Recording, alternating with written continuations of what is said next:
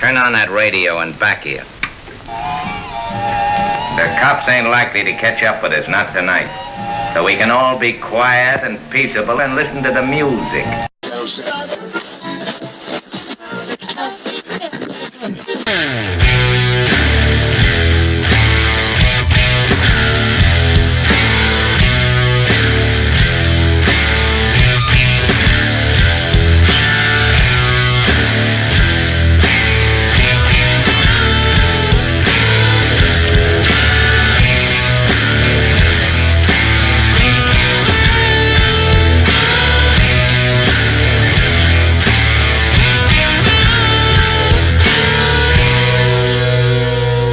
This episode of Auto Dealer Live is brought to you by TrueCar. Hey, I'm here with Frank Lopes. Get more, Frank. What's up, my friend? Look at this. Come Mr. on, baby. Villa. Hey, How this are feels you? like old times, man. That's right. Like riding a bike, right? That's right, Just man. get right back on and start pedaling. You know, I must be a bad dad or something. Man. My kids always learn how to ride bikes at a later age. At a later age? Well, no, I don't feel bad. My kids is the exact same thing. I didn't even teach them. Yeah? No, my dad taught them both. I didn't Yeah. have the patience for that. Hey, one of my kids, I don't remember which one it was. It might have been more than one, to be honest. But one of my kids, for sure, I think they taught themselves. Like, you know, literally, yeah, just got on the bike and was like crashing into stuff over and over again until they figured it out. You ever seen that episode of Friends where Phoebe can't ride a bike? You know, she's like 35 and she rides a bike. So what's up, brother? Not too much, man. Not too much, and everything at the same time, man. Things have been crazy lately. We've been, things have been good. Things have been good. We got big stuff coming on. That's pretty much coming up. That's pretty much the theme of the show today, right? Yes, sir, man. You are, first of all, congratulations. And first of all, congratulations. You're going to be the Master of Ceremonies at Digital Dealer in Orlando in April. Man, I am so excited, and I'm so happy for you, man, because I know that you are speaking so much lately in this last year, especially. And I think you just came from Chicago as well. I watched, I think on Facebook, where you were like you must be jet lagged, brother. I am a little jet lagged, without a doubt. And I think I've actually, in a way, maybe even overbooked myself. Which there's no such thing as too much exposure, though. But Right. But Well, Anthony Weiner, maybe. maybe for him, yeah. He might. Yeah.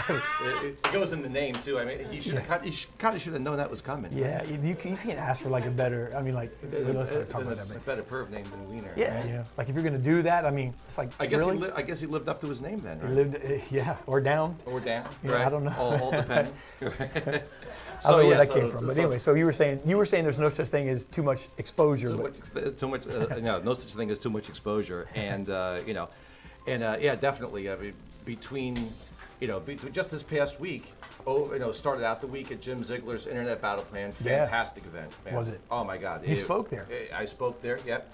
I spoke there. It was great. The attendance was fantastic. It's one thing that I'm seeing so far this season for conferences is that the attendance seems to be very good at all of them so far, which is great. Which means that there's people out there that are really like hungering, for learning right now, and they really want to educate themselves. I think you're onto something with that, because I think that 2018, man, every year, is optimistic people and people that sell for a living, or drivers. We both are entrepreneurs, and there's never a time where we go into a year and say, man, I'm not really looking forward to this. We always see the glass half full. But something about this year, I'm not sure if you've really sensed that or felt it, but coming into 2018, I have felt business environment is really getting ready, and it started really the last quarter of 2017. And so I'm feeling that, man. And so I think that, I don't know if this is what it has to do with, but I'm also seeing that. We're doing an event, a non-automotive event on the tail end of a Digital Dealer called Influence Orlando. And just the atmosphere for people that are wanting to engage and connect with education, and connect with training, connect with bettering themselves. There's that expectation across the board. I mean, yeah, without a doubt. I see two things going on right now. Number one is that, especially in sales and in management, the public is like a sponge right now. And it's a dry sponge, and they're just dying to soak up as much as can be put out there. They just want to learn as much as they can, grow as much as they can, which makes it for a fantastic time. And number two, I think the sales public's nose is extremely sensitive and extremely keen to sniffing out the BS. Yeah, that's you know? good. And the cream is really rising to the top right now, which is great because it means that there's going to be a lot of good information and a lot of people that are that have been selling the snake is they're going to be going to the wayside there. Absolutely. Well, let's see here. I mean, El Patron, El Patron, he was on the show last week. Said absolutely. Frank is the man, and Jeff Lacken, careful sitting next to Frank David. You have a 99% chance of passing out. All right, I don't know what that means. When he flies, all his So when I fly, right, I started noticing that the person sitting next to me all the time. Hey, Lou, come over here, get between us. That the person next to me falls asleep, right? Wow. So this would frustrate me a little bit because sometimes it'd be, I get a little bored sitting on the plane. You can only work so far. This was actually one of those flights. Well, did they fall asleep before or after you started talking to him? That's the question, right? Now it's at the point where they just fall asleep before, So the first time it happened, I snapped a picture really quick. I put it on Facebook, right? And I had no idea how amusing this was to everyone. So now it's right, Lou. It's just been a thing, man. It's funny, Dave. We're gonna give these away. Okay. We got 3 away. You got some Starbucks over here, baby. You got to watch. Medium, large, and extra large. Lou acts like he's at Raymond James Stadium shooting the shirts out of the cannons. Flick Let me do Fusion. the Vanna White. These are some pretty hot shirts right here. So, Video Warrior, and on the back, what does it say here? On the back, it says powered by Flick Fusion. Very nice. Man, these are our new sponsor, Flick Fusion. Hey, you want to give some of these away? So we're going to give some of these away. And 3 away. We got a medium, a large, and extra large. You know what we should have thought of? And hey, if you're watching this, Auto Dealer Live, the good news is, if you didn't know this already, we just kind of fly by the seat of our pants. Listen, this isn't news, baby. This is a podcast. We're just, and so I don't know how we're going to give these away, Frank. And you know what? I think Facebook comments. Whoever gives the best Facebook comment about, and Frank is the judge. And I'll be the judge. So the best Facebook comment about people falling asleep on the plane next to me, they get, I get to pick who it is, and they get a shirt. How's that? All right, so let's say that again. Okay, so That's the not best comment impartial on in any way. Facebook. Listen, Lou, put that out. Get Kim, if you're watching this, you and Mikey, put it out there that the best comment, the best jab, I guess, right, of somebody falling asleep next to Frank. Maybe how about this? Why they fell asleep? I'm going to start it. Okay, I'm going to start it. Okay. Frank noticed in the beginning they were women that were doing it. So that is the best excuse, the best way a woman can get out of and I know you're married now, so it wouldn't happen, but ever get out of possibly being hit on, right? Just pretend they're asleep. That's the first jab. I would get a T-shirt, right? But I already got one. Yeah, you would disqualify yourself. But All right. That's okay. So the best 3 comments? Best 3 comments. All yeah. right. All the right. funniest 3 comments. How's that? Funniest 3 comments. Hey, we got some great guests on the show too, Frank. Today is our digital dealer show. We've got a lot of stuff. You're going to be, again, you're emceeing, so you're going to be involved in everything. And then I'm going to be moderating the opening keynote with an incredible panel, man. I pitched this idea a few months ago to Digital Dealer, and before I did, I called up some people that I wanted to be part of because I wanted to make sure that I had that commitment. Right. And I reached out to about 10. Looks like it's going to be about 10 of what I consider the nation's top dealers. Some are no strangers to this show, and we're going to have a town hall panel. So it's not, there's nothing wrong with this. It's not 3 or 4 people just sitting up there, in nice, comfortable chairs. I'm talking like the more uncomfortable, the better. You don't want to do it the way I do it. You want to do it where you're putting everybody on the spot. Yeah. And what's really great, is that most forces of the them out. yeah, forces them out. Yeah, they got to crack out of the shell. And we're going to do questions from the audience. What I really like, right, is the fact that now I'm being a little impartial too, because what I really like is that a lot of the dealers that you have on the panel, right, I know personally. Yeah. So that's knowing their personalities, knowing your personality, and knowing the questions that can come out and the answers that will come out of their mouths. Right. Oh my God. Yeah. They should charge extra money just to get into that, to be able to see that happen. Without a doubt. And it's going to be. Hey, and no kidding aside, it is going to be my absolute honor, an honor to me, and a blessing and a pleasure to introduce you. Oh, man. For that keynote, really, because a lot of what, hey, look, I'll go on the record, it's rolling, it's live, everybody's going to see it. A lot of the reason that anybody in the world knows who Frank J. Lopes is because of David Villa. Oh, man, right? I appreciate you, So brother. that's the guys on the Hey, street. you're a great friend, man, and I can't wait to do this thing together. It's going to be awesome. Absolutely. Hey, so why don't we do this, Lou? So, Lou, we're already getting comments or something? Well, you laughed at somebody. Tell us a couple funny ones. Here, I'll tell you right now. All right, Our own David Cribbs said they wanted to get less Frank. They wanted to get They wanted to le- get less frank. Nobody That's wants to pretty get funny, le- Cribs. Yeah, Yeah, but that nobody was. wants to get less frank. So that one, that's okay. They wanted to get less frank. Less frank instead of All getting right. more frank. Okay, then Kevin Fry. Me talking to a guy on a plane on QR codes and the next big thing. Wow. He was he. I think it was like a board stab or something like. Yeah, it could have been. Like But talking okay, to- that's all right. All right. Yeah. All right. So cool, man.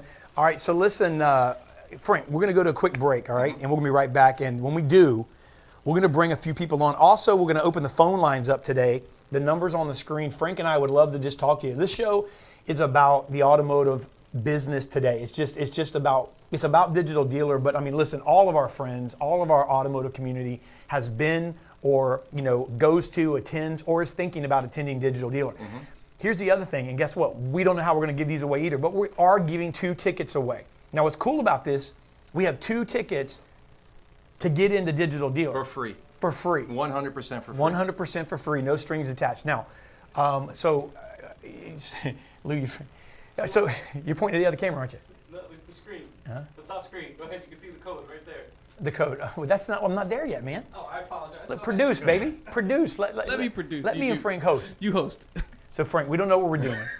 Wait, that didn't come out right. We know what we're doing. We don't know how we're giving the tickets Yeah. away. We'll figure it out as the show goes on. Yeah. I'm, We'll sure give it to- I'm sure something's going to happen that's going to stand out, and that's All going right. to make it so that we're going to want to give the tickets to somebody. Who wants the 2 tickets? That's what I want to know. If you want 2 tickets, if you want a ticket to Digital Dealer, all right, in Orlando, Florida, April 10th, 11th, and 12th. You don't want to miss this. If you want a ticket, we're going to give 2 away. We want to know how bad you want it. Come on, we want to hear you. Call in 813-574-1820. We're going to try to get you on the air. And give us a reason to give you the ticket. Come I on. mean, these tickets ain't cheap. We both No. know. We paid for them many times ourselves. These are, I and want to forget say about right now, if I'm not mistaken, if you're not a $8.95, yeah, I think, they're right? around they're If you're a $1,000 vendor, tickets. it's over $1,000. Yeah. Yeah. And that's only the investment. Let's Yeah. not talk about what happens Oh, when you man. go to a Digital Dealer, right? And you soak up all this knowledge, and you go and you take it back to your store, and you actually apply it. Now, Right. how much is it worth? Oh, absolutely. Forget it. El Patron, man, I'd love to see you there, brother. Hey, listen, they love dealers there too, so I'm just throwing it out there. The code, by the way, El Patron said save $100. The DDADL. You're going to save anyone who purchases a ticket, any of our audience, using the code DDADL will save, I believe it is $100 savings. But we have 2 tickets. Right. All right, Paradise. and we have to figure out an unbiased way to give these away because but we're going to give away 2 tickets today, and we're going to announce who those winners are, and then we got some shirts. Absolutely. Now, for talking about today's show, right? Yeah. I don't want to talk about anything controversial. Yeah. You know, Whatever So you want to I talk don't about. You're wanna- the guest, man. So I don't want to talk about artificial intelligence. Okay. I don't want to talk about how BDCs are falling apart. I don't want to talk about BDC process being a mess. I don't want to talk about management. You're being sarcastic, I think. Totally, 100%. Hey, you know what I want you to bring up when we come back, when we get these guys on? One of the comments, I think Jared McCreevy did a couple of really good comments on your post last night or whatever about coming, and he opened up about some things as well. I'm going to try to get those pulled up, Lou, and maybe Kim or Mikey could bring them to us. When we come back from break, though, let's bring on John Marazzi, U.S. Marine, Josh Mitchell. We got Aaron Horowitz, and we want your calls as well. But we're going to be right back in just a few seconds, and then we're going to bring these guests on. It's on right now. Dial in, 813-574-1820. Let's give these tickets to somebody. Let's do it.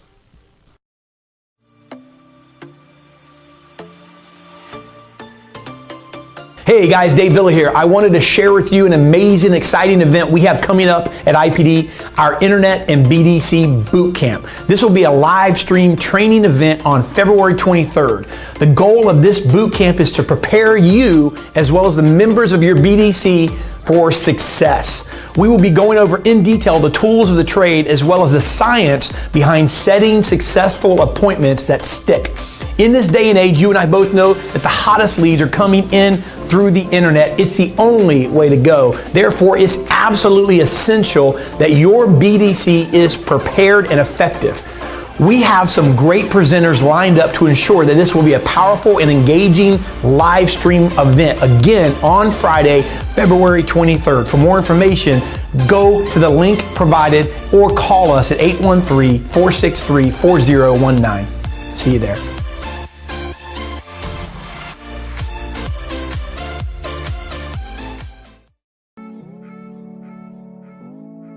Hey guys, David Villa here, CEO of IPD in Tampa, Florida. I'm going to be with my man Eddie Perez on April 12th in the city of Orlando, Florida. What are we doing? We're influencing Orlando. How can you have an event title like Influence Orlando and not be excited?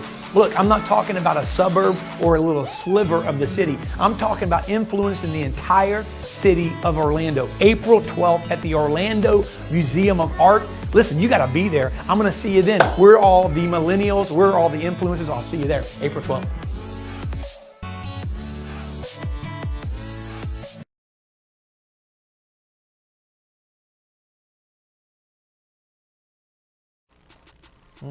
We're back. He counted down and I was taking a drink. Hey, I know, Frank, that's why I jumped in. let me introduce our guest, and I want you to, would you read that comment when we get it on? And maybe I want to see I want John Marazzi to maybe comment on this first. But hey, without further ado, let's bring John Marazzi, managing partner, Brandon Honda, Sun Toyota. And he is officially the man, the myth, the legend. People move across the nation to work for the guy or try to. U.S. Marine owner at Sutherland Nissan. Orlando Nissan is one of the top Nissan stores in I believe in the nation. I know in Florida these guys are hammers. Nissan of Fort Pierce and also Vero Beach Nissan, the Sutherland Group. We have Josh Mitchell, BDC director at Paul Miller Ford. I think he was made famous because the guy was part of Dan Cummings, the BDC there as well. 900 plus cars a month. Yeah, with Glenn. And then we have Aaron Horowitz, the CEO of Auto Lead Star. I want to bring you gentlemen on the show. And John, man, we're going to go to you first. And we had a comment that came in on Facebook that I want Frank to read and get your. I just know this is a John Marazzi question and comment. I think you have a lot to say about it. But Frank, why don't you go ahead and. Okay, so the comment is the BDC is meant to complement the sales floor, not be the backbone. They are meant to field questions and build excitement in doing business with the store. But if the store has a reputation for being difficult to do business with, the BDC is going to struggle. John, what do you think about that comment?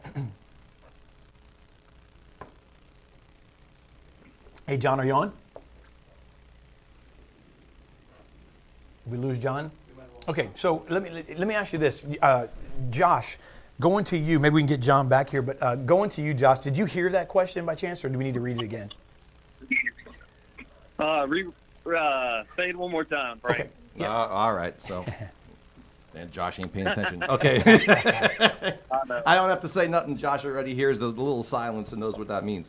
All right. So the comment was. Oh, now I hit a button and I can't wait up now. Well, the gist of the comment. We had someone from the BDC, Josh, that weighed in and said, you know, the BDC should be part of the excitement and part of what props up the sales division. It shouldn't be the backbone. And then it went on. Then they went on to comment. And Frank, I believe he went on to comment about.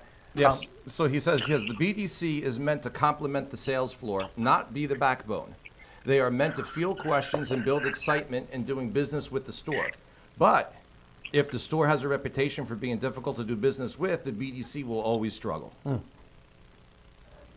and that's a very, very true statement. That last part is that, you know, you can have a phenomenal BDC, but if the process in which you get to the store just falls apart. And I read this, I don't know if it was a driving sales, a digital dealer, I don't remember who it was, but who wrote this article, but they said consumers are on step 5 of the process by the time they reach the store, yet a salesperson is already starting at step 1 already again. And so, you know, you can have the best BDC in the world. It doesn't matter if all of a sudden they get to the showroom and it just falls apart. Because we have customers that are already at step 5 of our road to the sale, and we're starting all over from scratch when the customer already knows the car they want to buy. They already have researched the heck out of it. And so we're starting on step 1, and they're already at step 5, so the process takes longer. So the excitement level that a BDC rep has created, it starts to dwindle down when we can't find keys and we can't find cars and we can't find this and that and the other, and we're running around because we set a VIP appointment. And I guess the biggest question is most dealers say they set a VIP appointment, but do they understand what a VIP appointment? If the customer shows up and no one knows who they are and no one has a car pulled up and we're not bringing that red carpet treatment out, then it's just like a customer coming in as a fresh up. Okay. All right. Hey, US, man, I appreciate you coming on as well, man. Running 3 stores. Let me ask you about that with the BDC. So we have let's say we have GMs and dealer groups here that have more than one point.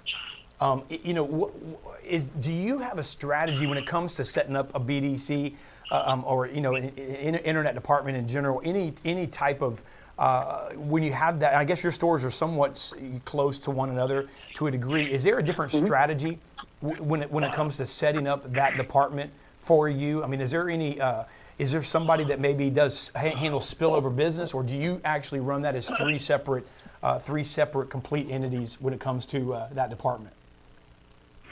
No, I mean we run it as one company, really. Who's this? And so we run it as one company. Is that US? What's that? It's US, right? Yeah, I'm on here. I'm not sure who. No, that go was. ahead. I'm sorry, US. Well, that question was to US. I mean, US, you have 3 stores there. So, I mean, It's funny that you just asked that, because I don't know if you're familiar with John Mantione. He has the Fields Auto Group, and he has about 25 stores. And he just came to my dealership last week and sat down with me because he is considering doing a centralized BDC for all of his dealerships. And, I had considered possibly doing something like that, but right now all of my stores all the BDCs are run separately. I have BDC directors in all of them, and I don't know. I'm anxious to see how this works out for the Fields Auto Group, bringing it to one centralized BDC and seeing if it's successful for them. But I don't know. All my stores are run separately. I have one BDC manager at all the stores, and the way that I run my BDCs, though, is that I have, for instance, here in Orlando, I have about 6 BDC reps that all they do is make phone calls all day, and then I have about 12 BDC salespeople, and they take the deal from cradle to grave, but they are basically salespeople that are strictly handling internet leads, and that's the way it's at all of our stores, is that we have BDC salespeople,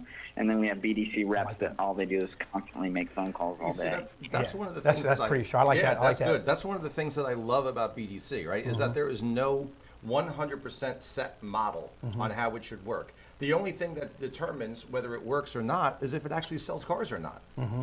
So there is, you don't have to follow one direct model or one direct path. You can have what US has, which sounds like exactly like a hybrid.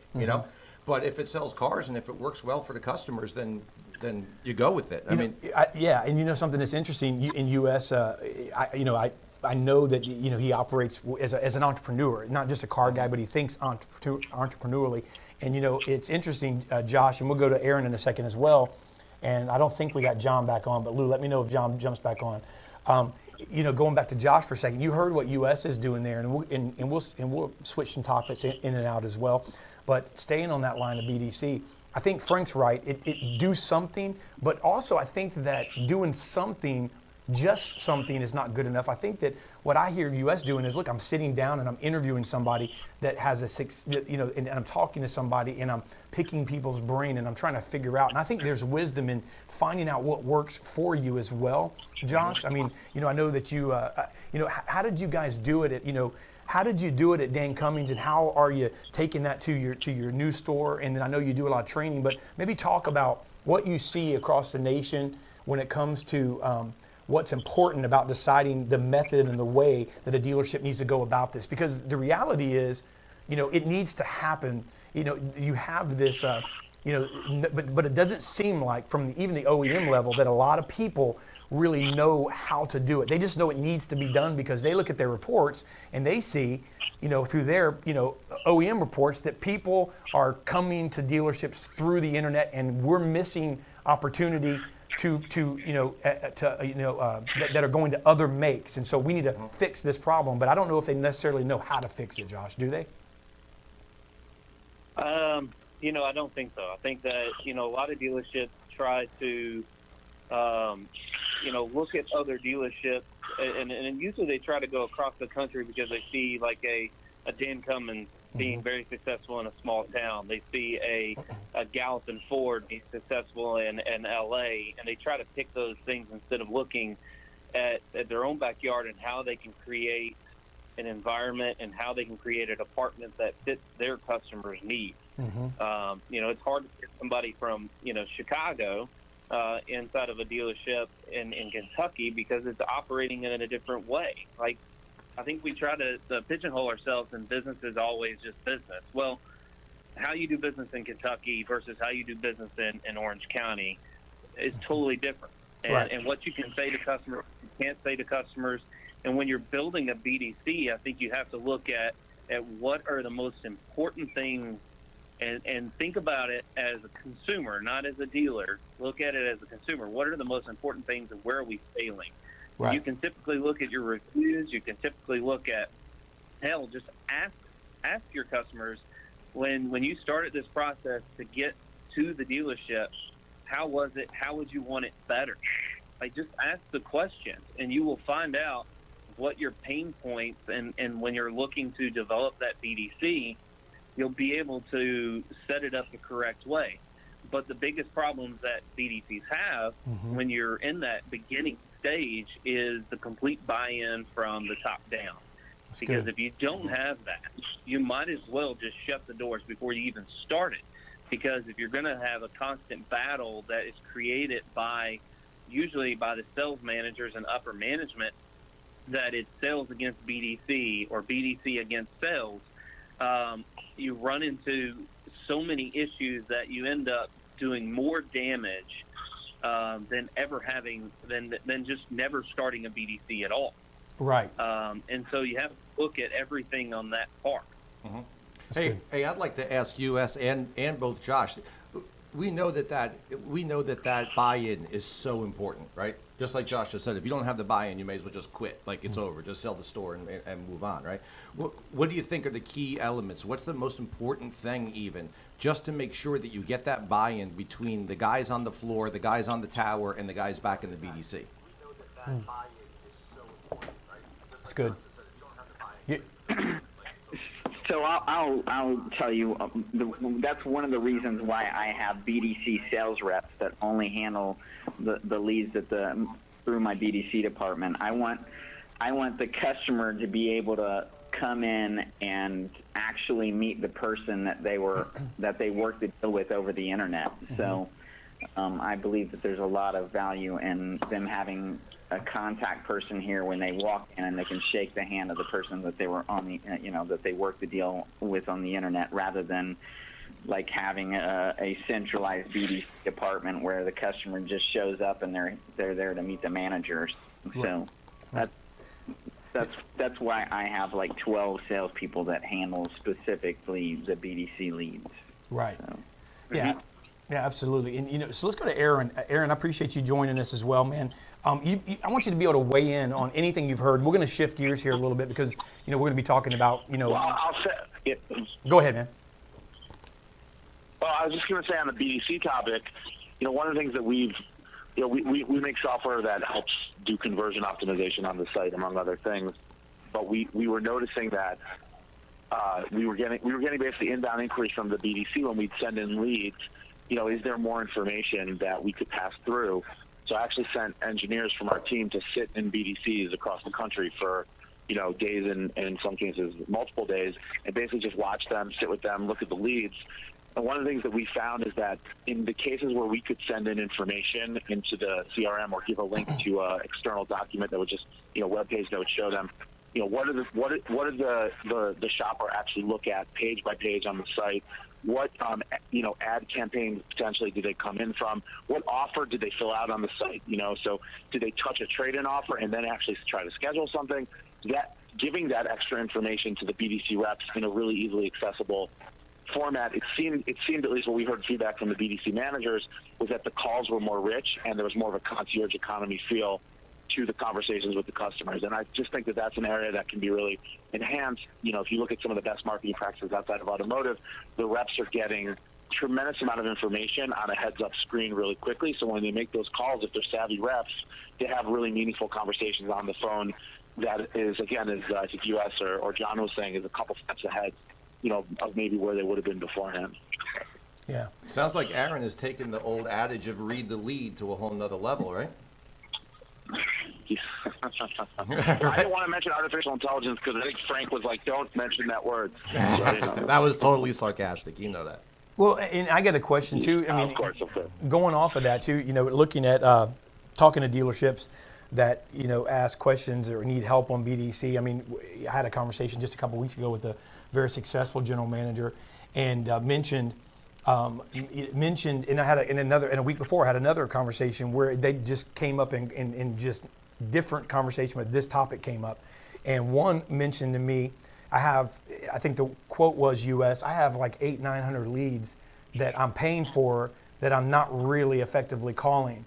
Can you guys help me with that? And I'm wondering if sometimes a general manager, and I don't blame it, I guess, but sometimes a general manager looks at it, and says, I need to have leads, I need to have activity, and I need to pay for that, but then really doesn't necessarily have the plan laid out on how that's going to be, how that ROI is going to come about. So two things happen. They end up going down the road, maybe spending money, month in and month out on something that they don't see any ROI on, and so they end up canceling it. I mean, do you? That's why do you think that happens in US? And I know obviously you can only speak for yourself, but I mean, you've been in 20 groups. You have buddies that are in the industry, that probably struggle with that. I mean, why do you think that still goes on today? Is it a leadership issue? Is it just an issue where someone doesn't know what to do? And if that's the case, why is the money spent? Do you have an insight on that? I mean, it's one of two things. Either it's a leadership thing or it's a lack of knowledge thing. I mean, if you're money, you're wasting your money if you're not handling the leads properly. So, I mean. But it happens. What's that? I said, but it happens. You know what I mean? Like, and I think sometimes that, I think sometimes the fix in their mind is I need to spend money to get bodies in the showroom, or get activity, and they're sold something.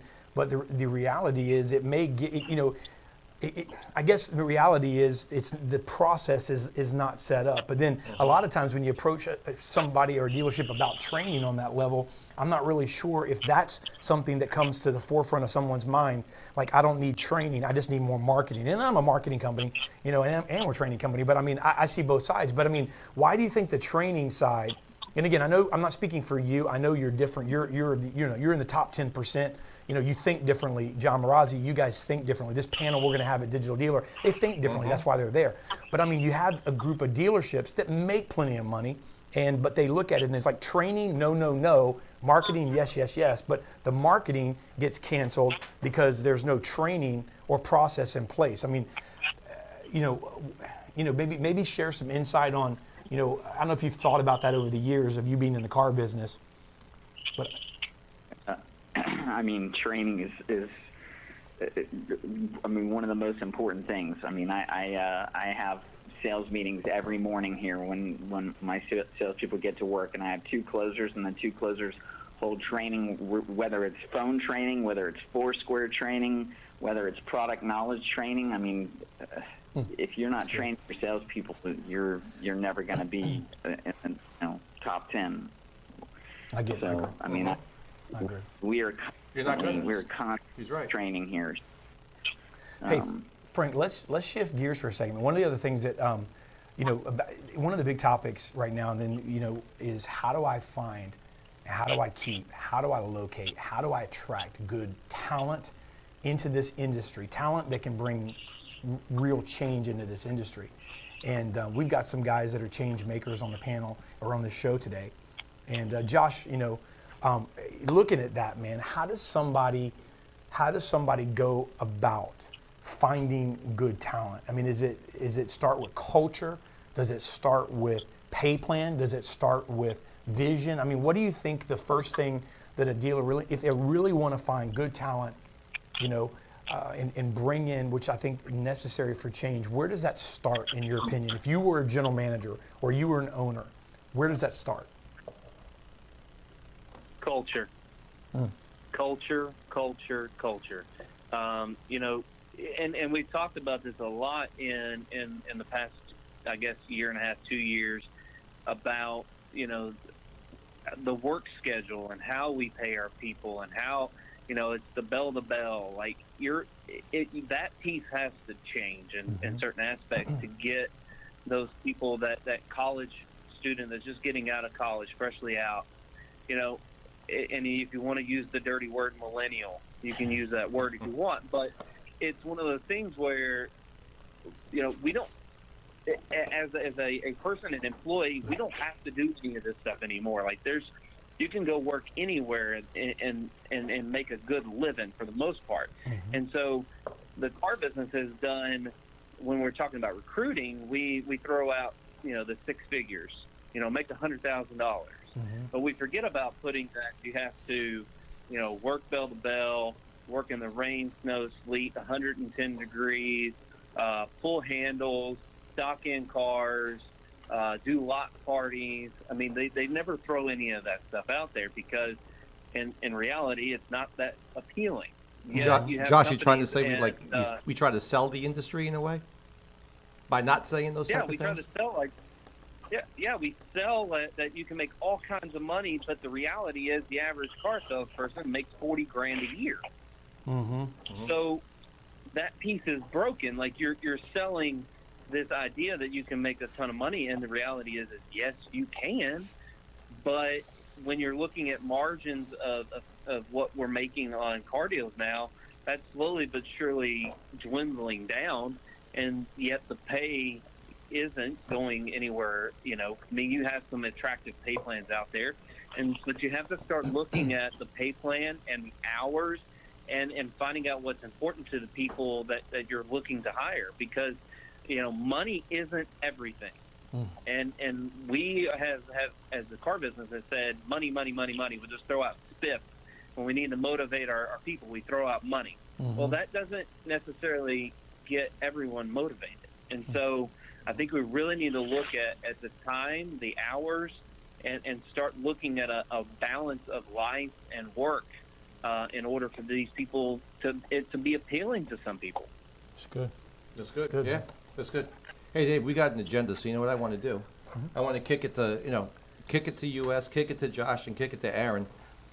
One simple question, just to close out this segment. Okay. Right now, like we started off the show and we were talking about how the public is like a sponge, right? They just want to absorb everything in. Sometimes when you're like that, you wind up taking in a lot, right? And then you can't sort it out. US, Josh, Aaron, what do you think is the one thing, right? The one most important thing that somebody coming in looking for knowledge that they should be looking for that's going to give them the biggest return all the way down the line in their career? What should they be looking for and trying to learn? Somebody coming in. What should they try to learn right now? Start with US.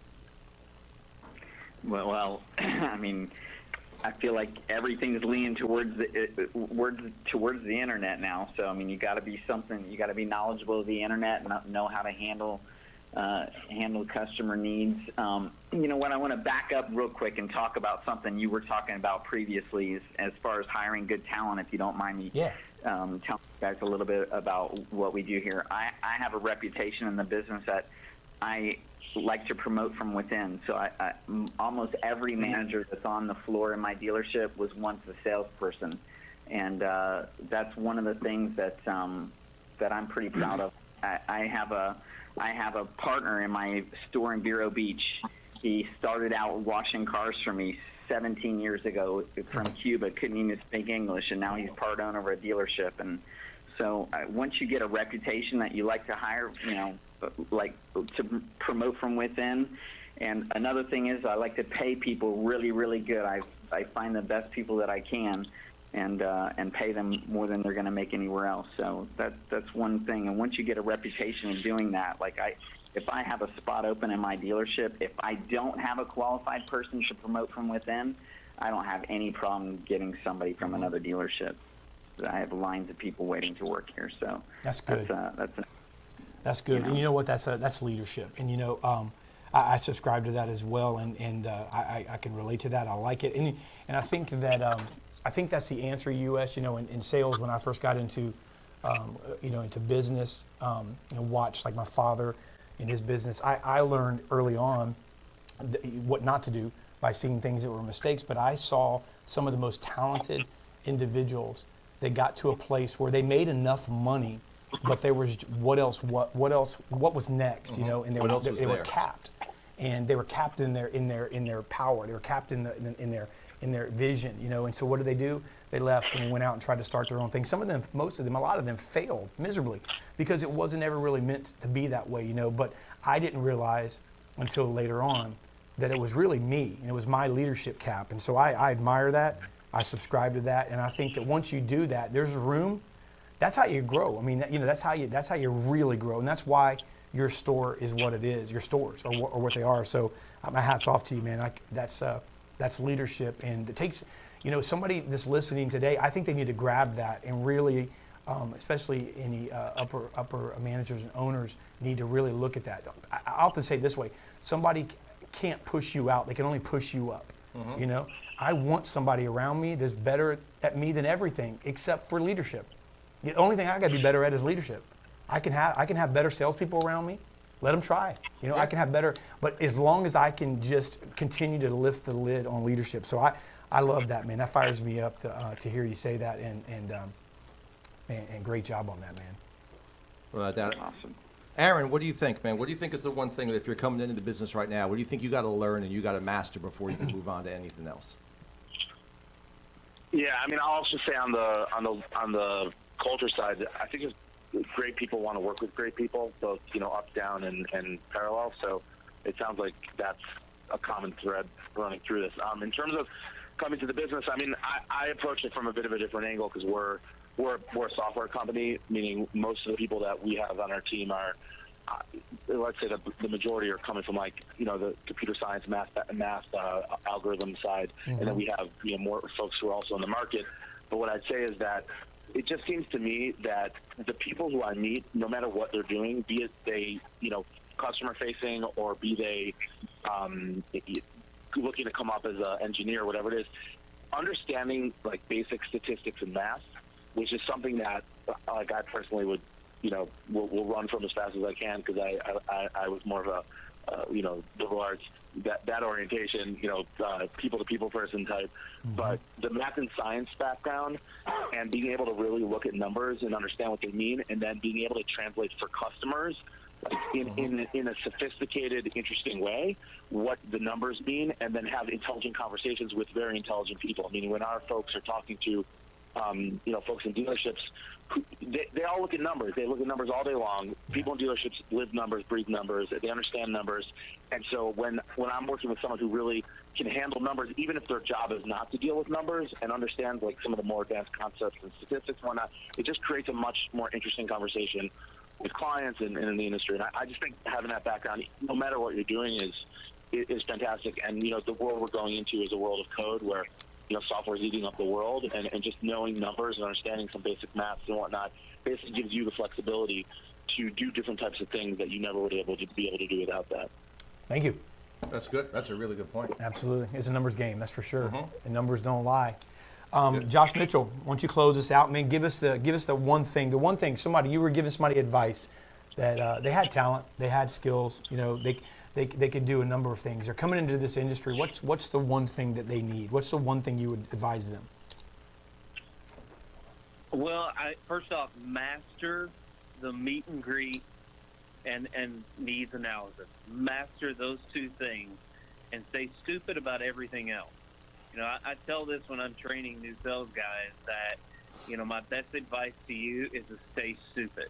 Because the moment that you think you know it all in this business is a moment that you start to trickle down, and you go from being a 10-car guy to a 6-car guy to a 5-car guy to a 4-car guy. So eventually you're no longer a car guy anymore. And so you're just a guy. Stay stupid. Stay stupid, because if you stay stupid, you're always trying to get a little bit better. You're trying to get more knowledge, and you're trying to make sure that you take care of the customer. That's the things that when you get smart, you start to, cut corners, cut steps, and eventually you start losing growth and losing car deals. And so master the meet and greet and stay stupid. Awesome.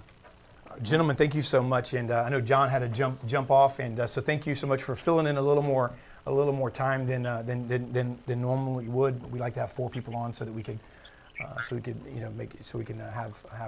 you guys have a chance to interact. But thank you. Look forward to seeing you guys in Orlando at Digital Dealer. It's going to be an incredible time. U.S. Marine, Josh Mitchell, Aaron Hortz. Thank you guys very much, and make sure you guys connect with them if you're not already. And we'll see you guys soon. Have a great weekend. All right, awesome. Thank you. Thank you. Thanks, guys. But we're not done yet. No, we're not. We're not done. We're not done. We got a lot more to do. We got Yeah. a lot more. We got a little bit more time, so we want to try to fill it up with you, right? Well, So I want to read. Yeah, let's look at. We got tons of comments, we got Frank. comments. People can still call in, right? Yes. Well, let's do this. All right, we have about 10 more minutes. All right? About 12. So here's what we're going to do. Frank and I, we cut the panel off at 4:15 because we wanted to spend the last few minutes with you guys, and we want to hear. First of all, we'd like to hear you weigh in on what you just heard.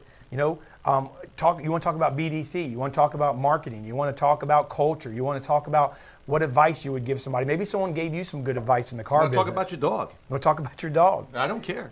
And, Just and call in and listen. we also have some shirts to give away, Frank, and we have some comments. If you think your comment was worthy of him, throw one of those shirts, Lou, that are actually here. You got one here? Take one right here. All right, so if you think your comment was worthy, why, if you missed it earlier, it was why somebody falls asleep sitting next to Frank. Frank Lopes gets on a plane. He said it's just by chance that seemingly every time he's on an airplane, the person next to him falls asleep. Always. Traveling. So we were coming up with the reasons. And if you had a funny reason and you want a Flick Fusion t-shirt, we're giving away three of these, Lou?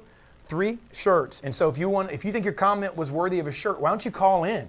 We got it here, but why don't you call in and we'll give you a shirt. Also, we have 2 tickets to Digital Dealer, completely free. These tickets are, I should have checked this out, but these tickets I think are around $1,000 if you're a vendor to come in. And if you want to come to Digital Dealer and you want a ticket, we're giving away 2 tickets on the show in the next 10 minutes here. And just give us a reason why we should give it to you. well, Digital Dealer had a good idea. They said the top influencer, and we didn't announce that. We've had a lot of interaction. So again, let's open up the phone lines, and why don't you guys call in as well, and then we'll read some comments, and we'll kind of just have a good old time. And if you want to call in and you have a comment on anything you heard, we may just give you a ticket or a shirt just because your comments. Just for the hell of it. Just because I feel like it. Just because, yeah, there you go. 813-574-1820. Let's read some comments here. Okay, so Mary Sayer, exactly. Tailor your BDC processes to your demographic. Many dealerships overlook that as well. Melissa Sigmund Wells, give your sales staff phone training. Make them love the phone. Kevin Burns said, my store is currently cradle to grave, Frank. The concept of a BDC has been tossed around and the salespeople caught wind. It received a lot of negative feedback. My question is, well, you had a question. When is there a need for a BDC versus thinking it will be a benefit? I ask because we are not number one, but we're getting the job done. So do I need this added expense with no confidence that it will be a benefit to our store and completely upend how we do things right now? That is probably not only a great question, okay? He asked the question with some statements, and you notice that he kind of answered the questions himself. He's basically, there's fear there of upending. Right. I wish John Marazzi were on because John Marazzi has a story. When Morgan Auto Group purchased Sun Toyota, he had been the managing partner of Brandon Honda. They were doing over 600 cars a month, and John has a story where he went in and dismantled the current BDC system. That's hard to do on a 600 plus car store. Absolutely. But now they do over 700 cars, new and used, and John went in and dismantled it because the culture wasn't right and it didn't pass his sniff test. So I think Kevin answered his own question. Yeah. Right? Yeah. I think in between the lines over there is that he knows that he needs to go to a BDC format, right? But he's afraid of the pushback, but he knows it's the right thing to do. At least that's what it sounds like to me. So maybe the answer would be to go to it because obviously you see there's a need. I mean, you have a need. You have a caller? Yes, sir. We have a caller, Melba Peralta from Glen Cove Volvo. Absolutely. All right, Melba, you are on Auto Dealer Live. Thank you so much for calling in. How are you? And it's Mabel. How you doing, Melba? I knew that. How are you guys? How's the toast? Yeah, you like it. Exactly. Hey, Lou, I'm sorry. I just How followed are you blindly. guys? We're wonderful. How are Great. you? No. Pretty good. No, this is definitely an awesome topic, especially now that I am knee deep in trying to restructure our current BDC and the way we do things on the internet at this dealership. So I'm wholeheartedly in agreement that it is a culture thing, like especially with a brand like mine, it is a niche brand. So if the culture is not right within the staff and the BDC, things are not going to mesh well, and that's going to come across any consumer that you meet. That's good. Melpa's on point. Absolutely. Well, thank you. Hey, let me ask you this: Are you? I think that's a. Do you want a shirt? She at least gets a shirt for that. I think you should get one of these cool She shirts. gets a shirt just for putting up with the Melba thing. All right. Yes, absolutely. Right? Shirts on the way. Exactly. All right. One shirt down, Lou. One shirt down. One shirt for Melba. One shirt down. You know what? I gotta tell you guys. My first dealership, for my Volvo, the owner of the dealership is this amazing older Irish gentleman. He's in his 80s, and for the first 6 months that I was there, he kept calling me Melba because he had no idea my name was Mabel. And finally, someone called me out by my name, and he's like, "That's not your name," and I'm like, "Don't worry about it." He knew you. So the Melba toasting, I'm like, okay, that's endearing. You know, Good sport. She's a good sport. you get sport. You have a shirt on the way, and you are. And an apology note from me. Yeah, Lou, I just follow suit with Lou. No That. worries. All right. Thank you and, very much. We have another No caller. worries. Another caller. Okay. Yes, Senor Di Serono or Jose Cuervo on the line. So tequila. Yes. Okay. Lou, what do Hi, we? guys. Lou, why don't you go ahead and tell us what to say the name here? Because I'm not. I mean, I don't know what first to come I'm out. not trusting His any name names is from El Lou no more. Patron. El Rudy. Patron. Oh, come on, man. What's up, brother? Yo, Dave, what up? Hey. What up, man? What's up, El Patron? ¿Qué pasó? That's the extent of my Spanish. It's over. Right. That is it. I can pull that off, and then it's over. I think Frank likes the pillows on the plane, bro. It's the pillows that do it, right? You guys are watching during the whole show. I'm trying to put David to sleep over here, but man, the power, the force is strong with this. I had one. to drink 6 shots of I can't get espresso it. before the show, so I didn't fall asleep. I changed that out to water when you were. By the way, Danielle Burke. Hey, Danielle Burke deserves a shirt. This is pretty cool. What does it say? She says they fall asleep by taking all the Z's out of Frank's last name. That's pretty. That's That's a pretty shirt. good. That might be a shirt. That's a shirt. That Without might be a a shirt. doubt. That was pretty creative. That's 2. Hey, That's 2. That's hey, really good. Hey, El Patron, let me ask you this, man. I'd love to see you down here for Digital Dealer. I know you know as a Mitsubishi guy and again upcoming Kia guy. Are you down for Orlando trip in April, man? If we give you a ticket, can you make it? I'm looking, yeah. Me and my partner going back and forth to see, the timing off. I just wanted to say something about BDC. I know I read the comment on Kevin Burns, and I believe that basically BDC, it's like the heart of the dealership. You know what I'm saying? We expanded the dealership from 3 agents down to 10 now, and it's just the leads, the ratio and the show ratio, and obviously the closing ratios just keep going up. So I believe that without BDC, dealerships are not going to survive. It's just my opinion, and I've proven it before. You know what I mean? Right. Yes.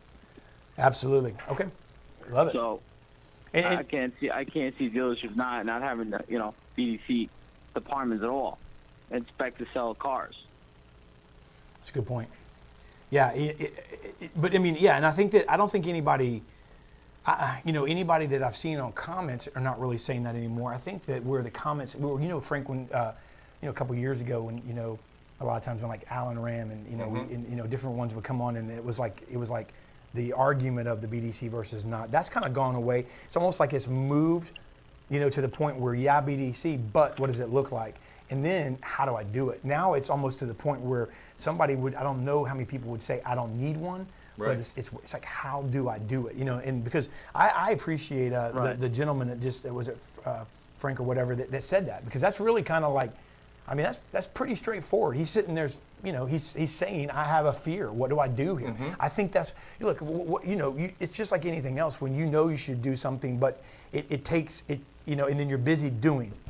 You're busy just doing Right. every day, doing life, doing business. And then the next thing you know, you're looking at it and you're going, how do I how do I back up for a second? Because when I do this, I've got to stop what I'm doing to focus over here on building this. And so there's the apprehension there. And so it needs to be done. There's a huge change right now. You know what I mean? There's a huge change that's coming, and you could feel the earth of the car business shaking. And I think it's an evolution, really, more from getting away in a way, right? Getting away from BDC, and really going from to like a FCC, to like a first communication center, right, instead of like business development center, because we can all see that the business is there.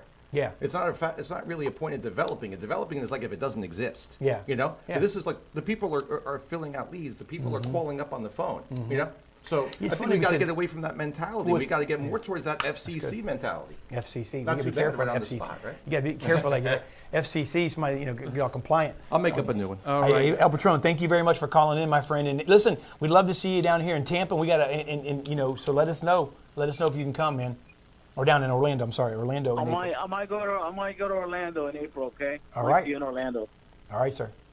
Lou. All right. Yes, sir. Thank you. All What do we got, Lou? All right. So we have now Yeah, Sandy. man, Frank. Thank you.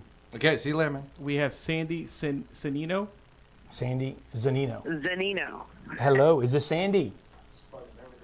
Sandy. Hi, it's hey. Sandy. How are you? I'm wonderful. I'm wonderful. You're with Ghetto. Are you still with Ghetto Automotive? No. It's been a year since I've been at Gettle. Okay, my bad. I know that you I were, did work for Gettle. okay, and you were in the HR department, correct? I am. Now I have my own business, Innovative Auto HR. Okay. I'm an HR consultant specifically for car dealers. Yes. Well, you and I, Because it's a business I know and I love. well, you know what? I tell you, it's impressive because it takes a special person to know it, and takes even further special person to love it. And when you do, and you're good at it, like you are, Sandy, then it obviously shows. Well, let me ask you. You've heard some of the conversation we're talking about. Well, let me ask you this. Would you like to, why don't you ask us, because Frank and I really, really suck at giving stuff away, right, Frank? I mean, We're horrible. You know what I mean? at it. We're such good. Because we want to. You know why? Because I'd rather give one to everybody. Yeah, I don't want to. I don't want to pick. Yeah. I don't want to be the person to pick. Sandy, I know I've had some interaction. Our team's had some interaction with you. I know you watch the show, but we don't know each other. And so, are you calling in because you'd like to become the digital dealer? Oh, that is exactly why I'm calling in. I am not kidding. When yesterday I was walking my dog and praying Huh? to show me a way I can get there. this Well, year. Okay. Well, Boom. your prayers are answered. Ticket, right? That's All right. one. Boom, one ticket. All right, Lou. So, Sandy, you got a ticket. So, let me ask you a question. You're going to Digital Dealer in Orlando, all right? You can drive, I think, right? Because it looks like here on Facebook, you're Yes, from. I can. I'm right in Sarasota. Okay, you're in Sarasota, Florida. I love it. You have a female former HR for the group of Ghetto Automotive, and then you've got running your own company. And 18 doing years. I worked 18 years for Wild. for a while. They're also in Sarasota, right? That's in Sarasota and Wisconsin.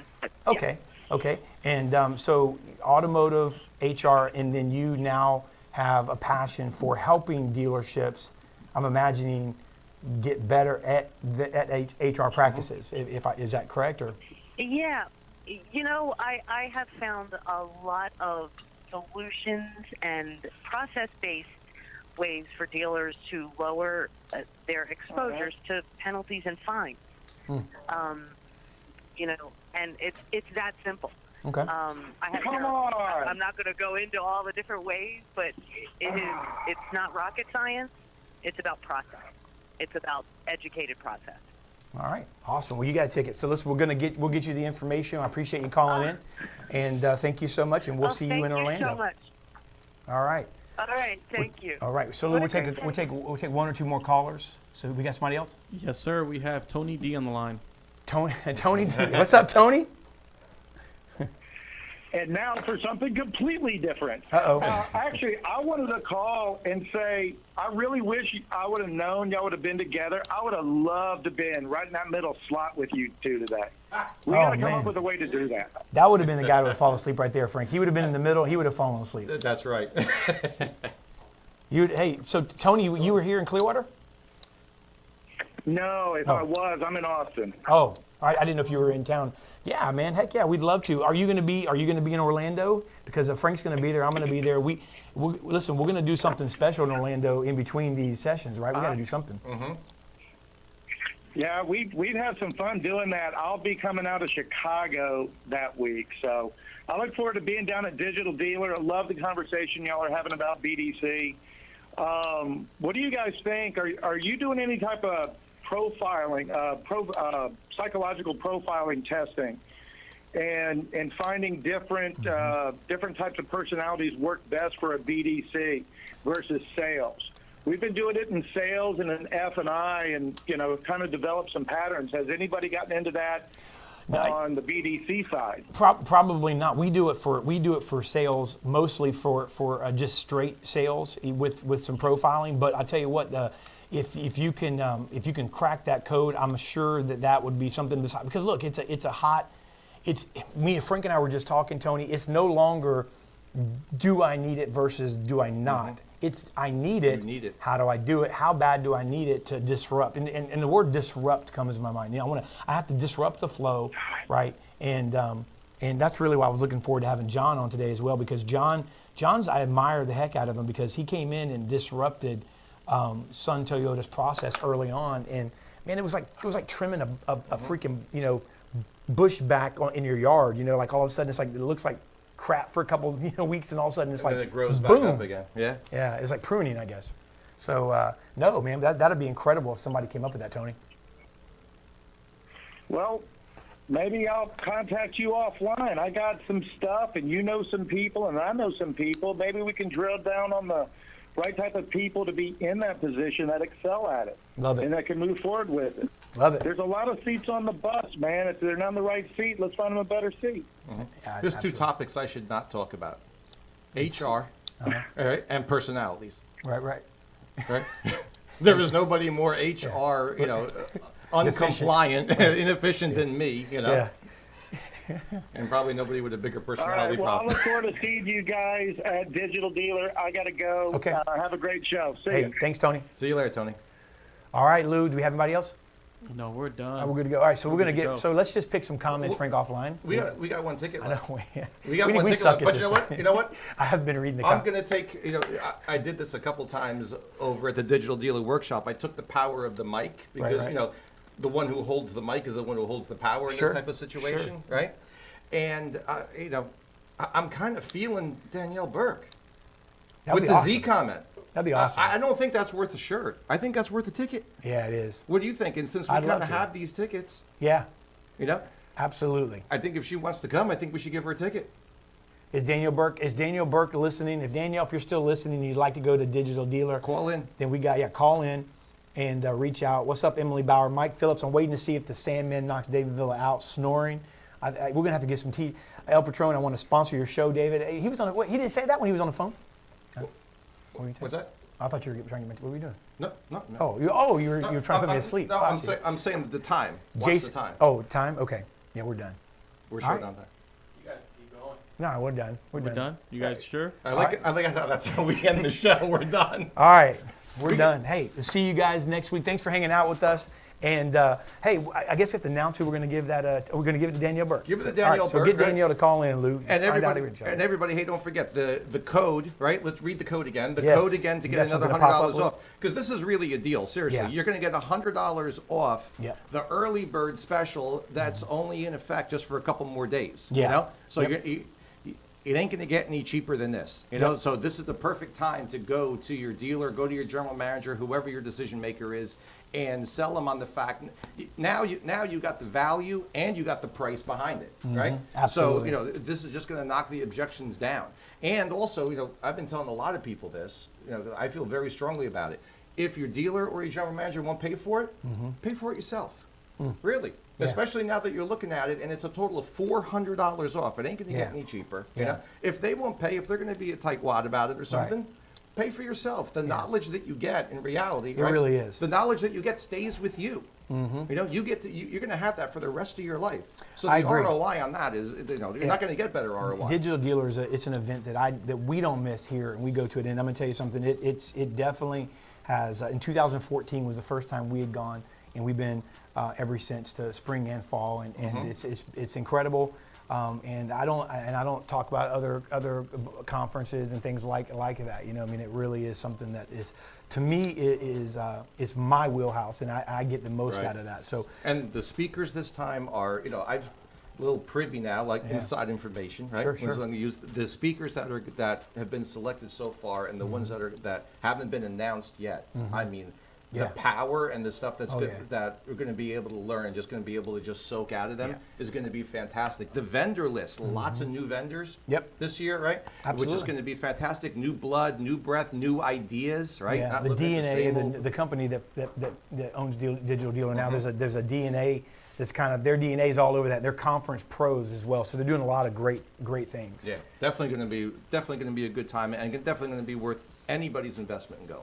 Yes, absolutely. The code you use, DDADL, you get money off. And I want to thank you guys for listening today. Thanks for hanging out a little late with Frank and I. Frank, man, thank you so much for co-hosting, brother. I look forward to seeing you in April, if not before. Have a good one, guys. Okay, bye.